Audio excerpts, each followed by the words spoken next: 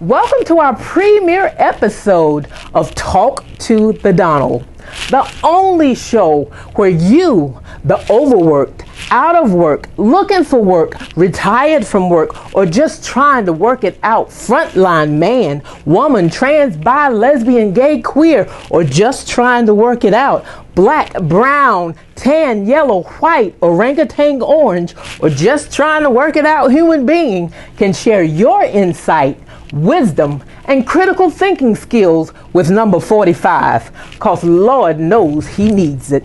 So watch, listen closely as these next nuggets of knowledge are dropped during the UE 150 North Carolina Public Service Workers Union Municipal Council Summit in Greensboro on April 1st, 2017. I'm just trying to see if you could work out anything possible with this collective bargaining so that the workers around the U.S. will have a better appreciation of their job. They get better things for their families and a little bit monetary things for their families so they can better take care of them. Trump, I'm going to ask you one thing. Why you promised so many people so many things, and the first thing you did was take care of your rich folk and turned tail on everybody else by crushing everybody else's dreams? Why? But let me just say this. I want you to be for the people and stop being against the people.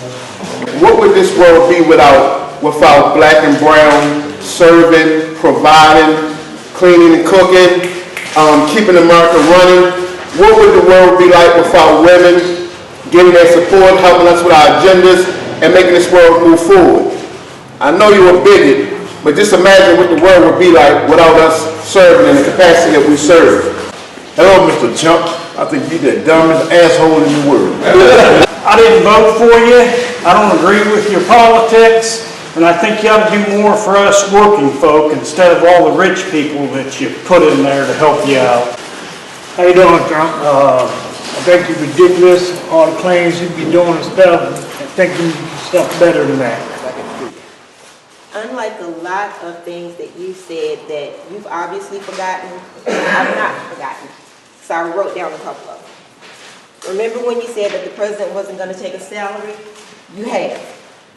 Remember when you said that you were going to make Mexico pay for a wall? Yeah. Well, you just asked Congress to appropriate $25 billion of taxpayer money to pay for that wall. Remember when you talked so much about President Obama going on golfing trips, and to date you've taken 13, maybe 14 trips now at a cost of $11.1 million at the time, but now I think it's up to $13.2 million that you and your family have spent of my money, of our money, to cover your family for security. Not to mention that your wife we're paying for security for your wife and your son to live in another state when she should be in the White House with you. That says something about you as a man. Remember when you said that you weren't going to cut Social Security and Medicare? Well, the Republican bill does just that. The pipeline, when you said that American steel was going to be used for that, but if I'm not mistaken, Russian steel was just brought into the country for that pipeline. So while you may have forgotten some of your campaign promises, I promise you that we haven't. Go ahead. Woo-wee! Now that's how knowledge should be served. I'm your host, Nathanette, leaving you to marinate on that till our next episode.